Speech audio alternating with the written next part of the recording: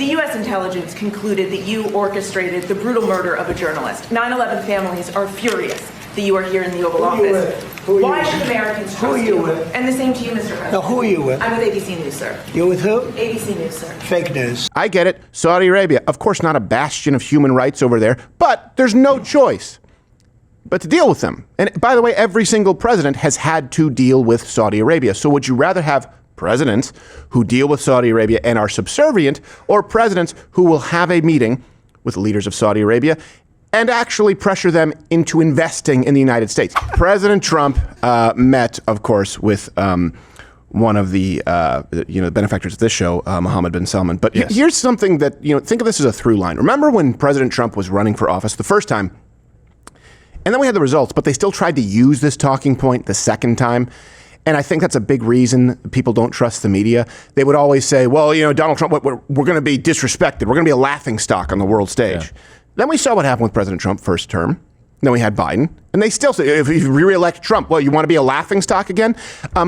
I've not seen that. I've seen the opposite. But just so they don't memory hole this is what they told you would happen if Trump was our president. We even lost Canada. Is there anyone in the world that still respects us? I will try to make it happen. That's good. All right. 200. He'll make it happen. 200 million investment. He is a great negotiator. Trump has driven America's influence into an iceberg. The first female prime minister in the history of Japan. Madam Prime Minister. Trump has done incredible damage. You should work at the bank at Harry Potter. In all these countries. Total loss of confidence. Your wand, please. Was always thought of as great American leadership on the world stage. But Donald, thank you very much. This now implements on car tariffs and aerospace, our really important agreement. And so this is a very good day for both of our countries, a real sign of strength. So thank you again, Donald. A really important day for both of us. Great people, great people. World leaders are laughing at Donald Trump. The Emirates' first astronaut gave President Trump a tour of the presidential palace before the UAE bestowed on President Trump its National Medal of Honor. And President Mohammed bin Zayed promised to invest $1.4 trillion in the U.S. in the next 10 years. What we saw today were leaders from nearly every democracy on earth signaling that while Trump is abandoning democracy and vacating our spot as the leaders of the free world, that they're going to step in. And the opening of the golden age of the Korea-U.S. alliance.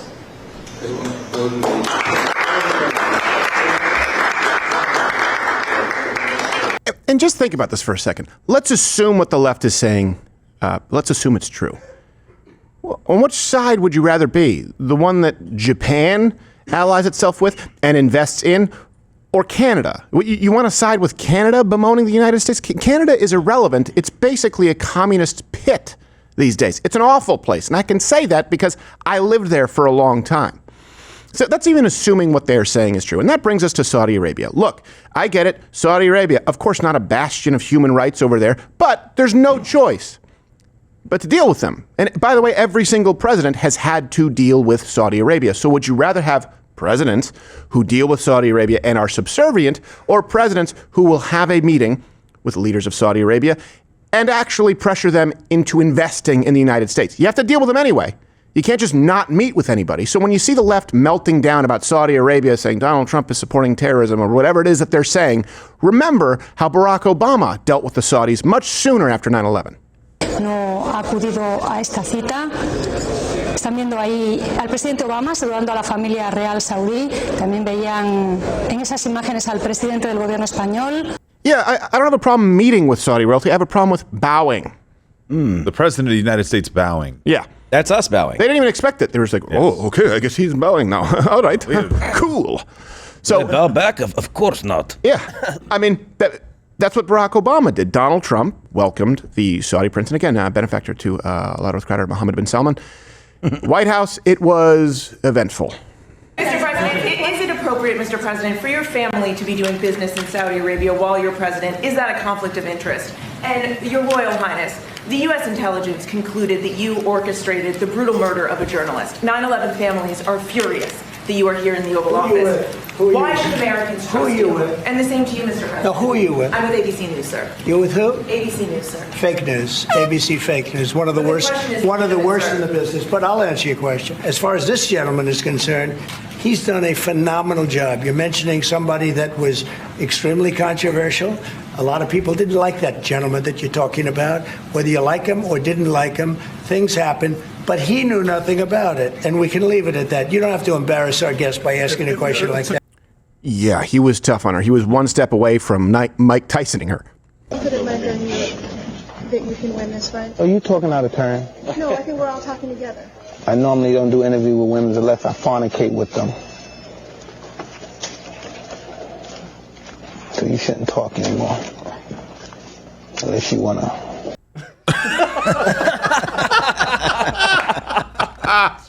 Crazy peak Mike Tyson. I don't talk with reporters unless I've fornicated with them, so do you want to? I don't think so. Fish hooks! You're talking out of turn. By the way, and I just realized who Mohammed bin Salman looks like. Mission Control, put side by side. He looks like terrorist, when he smiles, terrorist Brendan Schaub. Find it, you'll see what I'm talking about. So Mohammed bin Salman responded to the assertion about 9/11 in Kashoggi.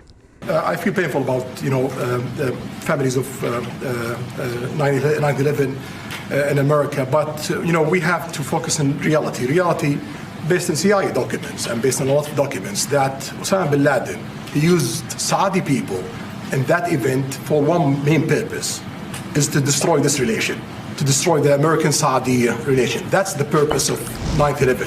So whoever buying that means they are helping Osama bin Laden's purpose of destroying this relation. About the journalists, it's really painful to hear, anyone that been losing his life for, no real purpose or not in a legal way. And it's been painful for us in Saudi Arabia. We've did all the right steps of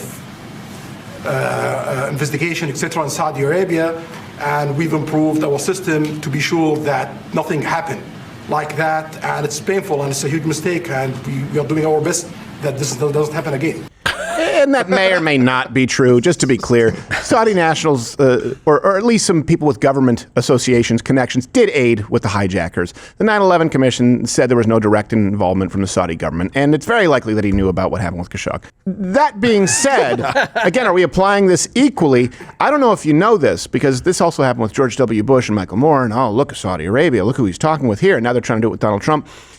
Did you know that we actually, at one point in time, backed Osama bin Laden himself? We did. Now do Saddam Hussein. Like, I don't know if you know this. Yeah. Relationships change. Rambo 3, I believe, had a dedication to the freedom fighters, the Mujahideen. Yes. So let's just apply this equally. If you have to deal with people on the world stage, this is one of those areas where relationships are complicated. Sometimes it's the enemy of my enemy is my friend. What it really comes down to me, the differentiating factor is our president approaching this relationship with the best interests of Americans in mind first? That is what differentiates Donald Trump from these other people. Case in point, Saudi Arabia committed $1 trillion in American investments. I believe, Mr. President, today and tomorrow we're going to announce that we are going to increase that $600 billion to almost $1 trillion of investment, real investment and real opportunity by details in many areas. And the agreement that we are signing today in many areas in technology, in AI, in earth materials, magnet, etc., that will create a lot of investment opportunities. So you are doing that now. You're saying to me now that the $600 billion will be $1 trillion. Definitely, because what we are signing it will facilitate that. I like that very much. Go ahead. What is that, Huck Finn and Tom Sawyer? Think of the difference between the bowing and the smack. He did it again later. He gave him one at the chest. Yeah. One of the old George W's. Yeah, one of the old, you tell them Cole Santa Claus better get a raise. That one. Name that movie line, if you guys remember. Yeah, it's a very, very different approach. And there are far more commitments, investments. By the way, Saudi Arabia, their GDP is like $1.2 trillion. So this is very significant. President Trump also agreed to sell Saudi Arabia some F-35s. and elevated them to a major non-NATO ally status. And the reason that that's notable is because Israel definitely doesn't want Saudi Arabia to have F-35s. Oh, but I thought he was in the pocket of the Jews. Right. Now this is where it's complicated, because Israel at the same time would also, in some instances, ally with Saudi Arabia because they are one of the most vocal protesters to Iran getting nuclear weapons. Right? So they have aligned interests there. But of course, Israel doesn't trust Saudi Arabia. They would not be happy that Donald Trump is selling them F-35s. It seems to me like he's the one leading the dance there, and Israel kind of has to follow suit. That's a good thing to me. The response, of course, from the left. Again, keep in mind, are they applying this equally? And remember, their starting off point was Donald Trump will lose all American respect on the international stage, and they want it. They need it to be a self-fulfilling prophecy. So at every turn, they have to say, see, we've lost respect in the international stage. This comes from the New York Times. Trump dismisses journalist's murder while praising Saudi crown prince. Adam Kinzinger, your favorite. So we are now going to sell F-35 to Saudi Arabia. Will be interesting to see what kind of deal the Trump kids get. I wonder how many hotels or cryptocurrencies for this one. America is for sale. The Bulwark said, it is a total neglect of American values. You want to read Robert Reich, your favorite? Oh, gosh. I hate this guy. Trump welcomes MBS to the White House today to discuss a new arms deal. Trump's family also has lucrative ongoing real estate deals with the Saudis. He'll overlook the murder of Jamal Khashoggi to pad his pockets and boost the bottom line of the military-industrial complex. Shut up, you silly little man. Well, and I would understand this if Donald Trump was the only one to meet with this guy. But he's not. Every single president has. So when it doesn't exist in a vacuum, contextually you go, okay, how did those meetings go? What kind of relationships did we have? Right. How did it benefit the United States? There's only one president who has dealt with them in a way that has benefited the United States to this extent. That's Donald Trump. And so to me, when I see some people on the right saying, oh, this is a betrayal, well, hold on a second. Who do you replace him with? Another Democrat who still meets with and is friendly with Saudi Arabia, but doesn't force their hand to $1 trillion worth of investments? Also, do you think it would be a president who doesn't realize that Mohammed bin Salman looks like terrorist Brendan Schaub? Bring it up. Come on. Come on. Yeah. It is the same man. Has anyone ever seen them in the same room? I don't think so. I don't know. Did he do Riyadh Comedy Festival? I don't think so. I don't think he did. Of course not. Can't. And this is different from a comedy festival because you can't just not meet with them. This is why I also have a tough time covering geopolitics, because a lot of things can be simpler than people present them to be. International politics are very complicated. Yeah. Because alliances, as well as opponents, they change all the time. Oh, there was a time in this country where we supported Saddam Hussein. Oh, wrong on that one. Oops. Osama bin Laden. There's a time, I don't remember, Yasser Arafat got a Nobel Peace Prize. Do you guys remember that? Yeah, that happened.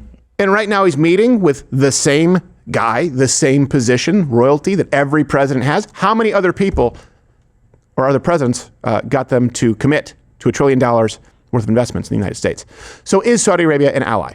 Well, they do some things that are beneficial. They use their status, by the way, as the leading oil producer.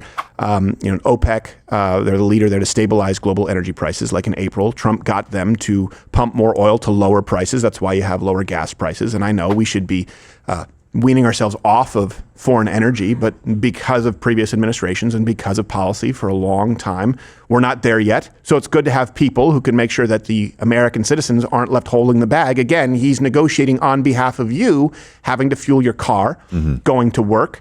They're also one of the biggest purchasers of weapons from the United States, right? Helping to kind of balance that region. Now, it doesn't mean that they're angels, right? And I don't have any faith in that region at any point as Earth exists, just to be clear. Yeah. But currently, they do kind of help with some counterintelligence, some anti-terrorism operations. We do need some strategic locations for our bases. So there's a lot of good.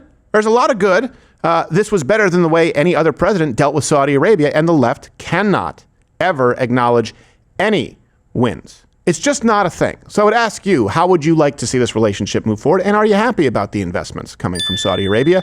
Or would you rather just Donald Trump not take their calls? I also think it's important to note that Donald Trump meeting with a leader doesn't mean he agrees with them. Right. This is the same guy who met with Kim Jong-un and made fat jokes to his face in a language that he couldn't understand. Yeah. It's very important, especially with leaders that you disagree with. I think for a long time, our foreign policy objective has been to isolate leaders or punish them when they do stuff that we don't agree with, right? Right. So for the killing of a journalist, you could theoretically go a number of different directions, right? And I think understandably so. But of course, Donald Trump's whole position is, I have both tools in the bag. I'm going to use both. Our other presidents didn't have the ability to go and meet with these guys and to have a good conversation and be able to tap them on the leg with this and be like, oh, that's a fantastic thing. They just didn't have that. Yeah. Donald Trump does, and he's using both very effectively. Sometimes they get the stick, sometimes they get the carrot. Well, it's also important to see, what action is taken from the leader and then the reaction. So what happened when Barack Obama came across as very submissive to the Saudis, when he bowed, right? People on the right, well, actually, not just people on the right, a lot of Americans, that didn't sit well with them. They were going, well, hold on a second, our president is not supposed to bow to foreign leaders. What did the media do? They said, oh, fake outrage, Barack Obama. This is the racist Tea Party, the racist right, just looking for a reason to criticize Barack Obama. When Donald Trump meets with him and gets him to commit to $1 trillion worth of investments in the United States, and by them I mean the Saudi government, I know that things change, people change out. They go, oh, look, this is a betrayal of the American people. So it's not when Barack Obama bows and gets nothing for his efforts, but it's a betrayal when Donald Trump is leading the dance and forcing them to invest. You need to apply the standard equally. Look at the action and look at the reaction from the media and the left, but I repeat myself. One quick note here, just on the Khashoggi story. This is what he tweeted out, I guess, the day that bin Laden was killed. I just fell apart crying, heartbreak to you, Abu Abdullah. You were beautiful, brave in those beautiful days in Afghanistan before you succumbed to anger and passion. So it is a controversial figure for sure. Yeah. But when you say as the... Who wrote that? That was Khashoggi. Khashoggi, sorry, tweeted that out. When you say, as a crown prince, we're gonna make sure this doesn't happen again. It's not like you forgot to put somebody's fries in the bag in the order, at the drive-through, and you're like, we have procedures in place. Like somebody came into an embassy in Turkey, I believe, and never left. It was your guys that killed him. Yeah, that's a big problem. It is. That's something you have to fix. But we can isolate them and cause further problems for ourselves, or we can start working with them. Biden tried to isolate them, right, and then had to go and beg them to start pumping more oil. Right. Do you remember that? Yep. In his administration? Yeah, that's a good point. So Donald Trump seems to be doing a pretty good job. Do you want to be in a position of meeting, or do you want to be in a position of begging? That's kind of your choice. Yep. It was pretty clear what Barack Obama did with the bowing. It was pretty clear what Biden did, going and begging later for them to pump more oil. And Trump made them come to him. Yep. Yeah, he did. And he made come to my house. And he made them dress up. Not like that Zelensky piece of shit. Literally in a dress. Wow. Look, Zelensky can't put on a jacket. You put an entire picnic on your head. Is that the cornucopia from Fruit of the Loom? They stole it! Oh, that's a whole thing, the Mandela effect, where people say there wasn't a horn. There was until the Saudis stole it. Yeah, so there was. Yeah, but apparently there was never. The whole thing. We'll talk about it in Mud Club. Okay. Oh, you're still here watching this on YouTube? There's no more. It's over. Just like YouTube. YouTube is over. It's not a thing anymore. How many Seth Meyers clips do you need? Head on over to Rumble. Follow me there. Live on weekdays at 11 a.m. Eastern, where we can actually speak freely and don't have to self-censor. YouTube it's really not a thing. Like, you ever seen one of those towns that maybe was like a mining town, or maybe they made some kind of alloy? You say, hey, I wonder what they did in this town. It takes a while to find a person who can tell you what they did in that town, and even then you don't fully understand it. That's YouTube. YouTube is that town. So go to Rumble.